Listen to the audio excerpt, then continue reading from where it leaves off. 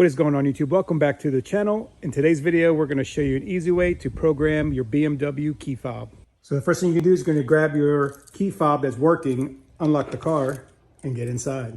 I do need to do a review video and give you guys a full tour of the car and the driving experience. It is absolutely great.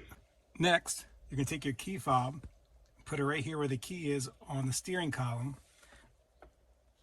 hold it against there, push down the brake, and then you're going to hold down the start stop button.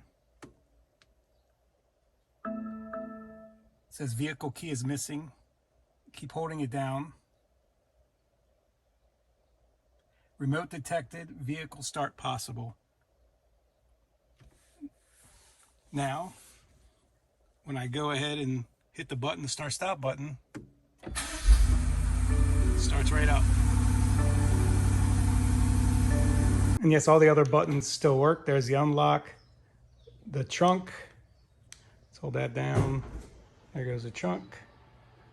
So you see that's working. And also the remote start as well is working. Just hit this 3 times.